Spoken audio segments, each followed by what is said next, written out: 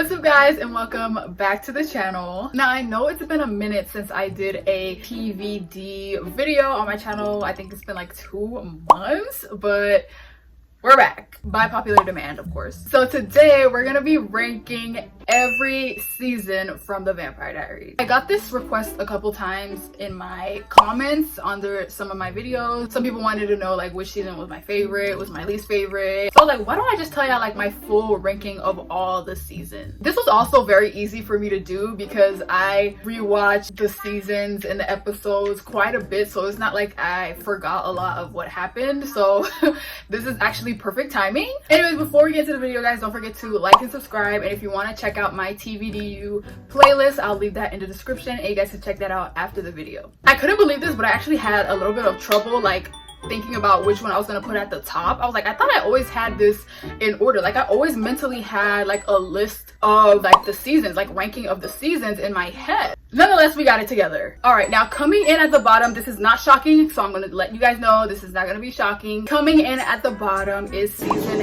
8, the final season. Season 8 is actually the season I remember the least because I rewatch it the least. I was not a fan of the finale, but I do understand the circumstances surrounding the last season. A lot of things were awry. Some people didn't even know if they were gonna have a final season of TVD, season 8. Even Nina's like coming back to the show was kind of a thing of its own. So I get like there were certain things that didn't allow it to be the best it could be, but that's no excuse. I don't think I liked any characters ending as well. This is the end of an era. Probably wanna wrap up the main characters endings on a like high note, and I feel like they did not do that. I don't like how they ended Bonnie's. I don't like how they wrapped up Stefan. I don't know how I feel about him dying. Damon and Elena were kind of meh. It's nothing shocking with their ending. I just feel like they could have done a better job wrapping the characters up, but I do definitely think there's like a little bit of people in the fan base, like a little bit of y'all that love the final season.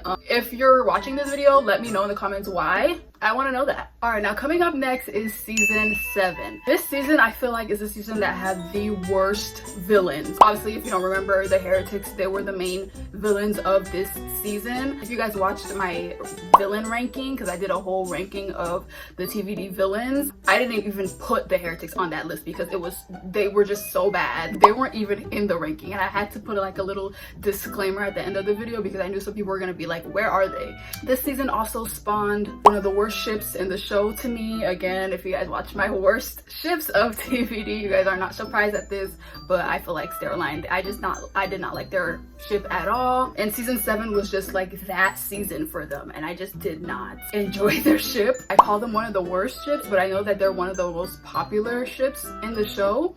Apologies. So yeah, this season had my least favorite villains, one of my least favorite ships. Like, it was doomed to be at the bottom of this list. I would say the highlight of this season was Enzo, but like after that there was nothing else that I really enjoyed in season 7. I feel like it's definitely one of the seasons that I also again rewatched the least. All right, coming up next is season 5.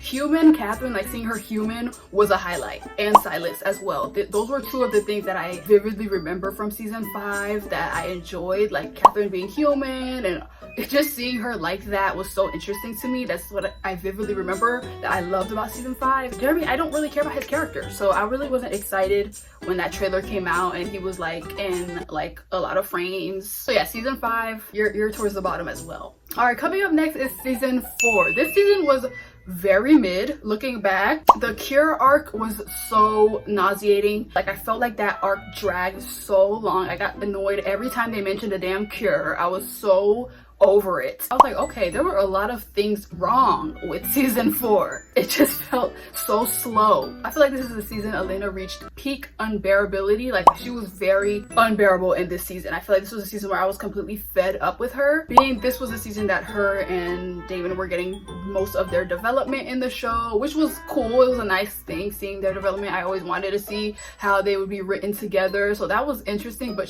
her character by herself, I was starting to get really sick of her were in season 4. I also feel like in season 4 the Michaelsons started to run their course. Again, this is around the time that the spin-off was happening, originals. It made sense. Like, I started to be like, okay, their purpose in TVD, like, we don't need them here anymore. We don't need them in Mystic Falls anymore. So this was the season where I started to be like, okay, the Michaelsons needs to go. Season 4 was also the season where they had killed Bonnie for the like nth time. Obviously she was gonna die again in later seasons where she went to the prison world with Damon, but season 4 was where I started to realize, okay, are they trying to like get rid of her? Like, she's dying too much. She's literally a ghost. All those reasons combined are why season 4 is also a little low. Going back and revisiting all the plots of each season, I realized, wow, this season is not as good as I thought it was. So yeah, Elena's unbearability, Bonnie being killed for the like 1000th time, the Michaelsons just, they were ready to go. Like that, these reasons combined, I feel like season 4 is lower than it would be. All right, coming up next is season 6. Now this one is higher than I thought it would be, because I thought back and I was like, whoa, this season was good. Season 6 was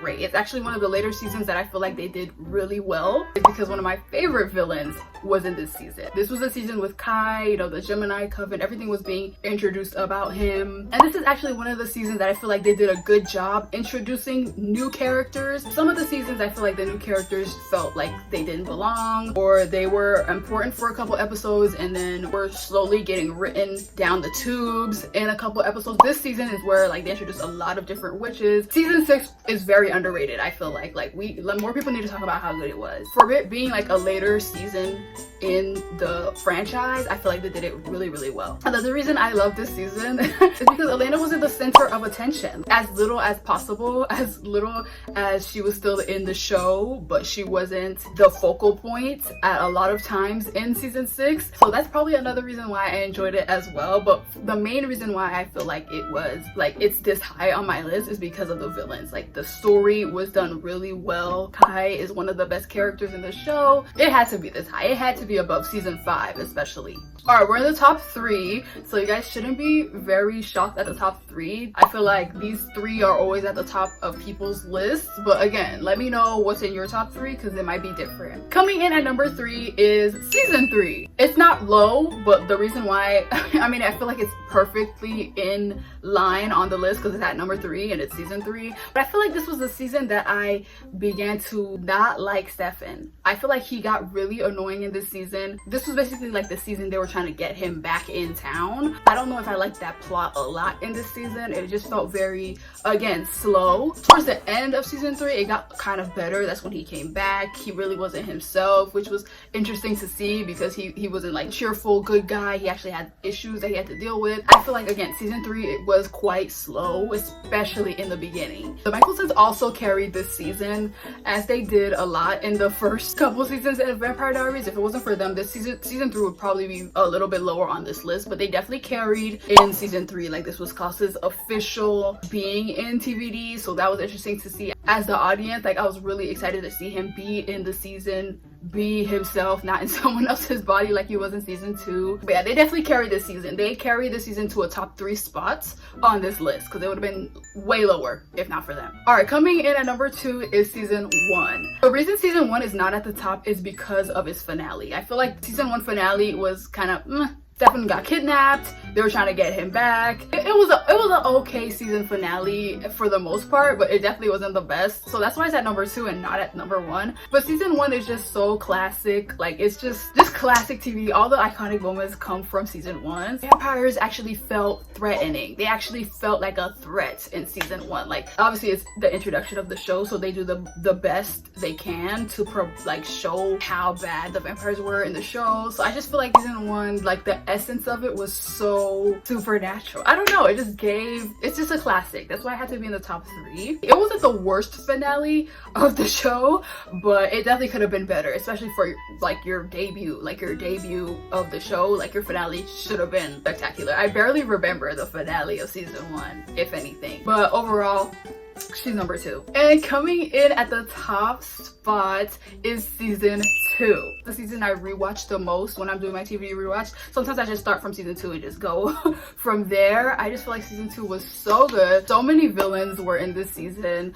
This is where they first mentioned Klaus. Obviously Catherine was like introduced. Obviously this is also the season that the love triangle also became very apparent. Like I feel like obviously in season 1 it was mainly her and Stefan, and then Damon was kind of like on the outside looking in, but season 2 is where it got like really toxic. This is also the season that Bonnie also started getting like a prominent role in the show, unlike season 1 where she was there. They were introducing the like thing about witches and whatever, but season 2 is where she actually got to really showcase her power and stuff. So I really like season 2 as a season for her coming into her own as a character. Season 2 just had the best of every main character on the show. I feel like season 2 was the best of Elena, it was the best of Bonnie, it was the best of Caroline because she was so annoying in the first one. It was the best of just everyone. I feel it had to be at the top. You guys have to understand.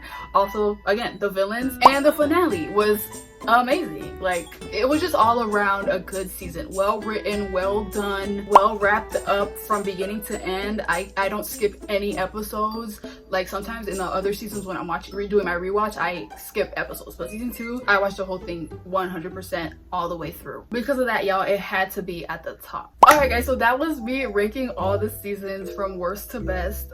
Leave me your ranking in the comments. This is actually a bit longer because there is 8 seasons and you're basically like going through all of the source material of the show, so it's gonna be a little tricky, but leave me your like off the top of your head, where do you rank all 8 of them? I definitely feel like after season 6 the show should have ended 100%. I feel like if it ended after season 6 it would have been a way better conclusion. Obviously they would have had to rewrite some stuff because it got 2 more seasons after that, but I feel like after season 6 was where it should have been laid to rest. It did not need 2 more seasons. I know they just wanted to probably give the fans more closure after the main character literally dipped. So that definitely makes sense. I don't like fault them for making another season or 2 other seasons after season 6. Yeah, this was actually quite hard. I changed my ranking so many times because I just didn't realize. Definitely going back and rewatching some stuff, or even rewatching the trailers, got me realizing things I didn't want to realize, y'all. But yeah guys, if you want to vote on the next video, don't forget to keep an eye out on the community tab. That's where I post every Sunday for the next video, so you can choose which video gets uploaded next on the channel. And again, if you want to check out that TVDU playlist, I'll leave that in the description and you guys should check that out after this video. Don't forget to like and subscribe, and I'll see you guys very soon in the next one.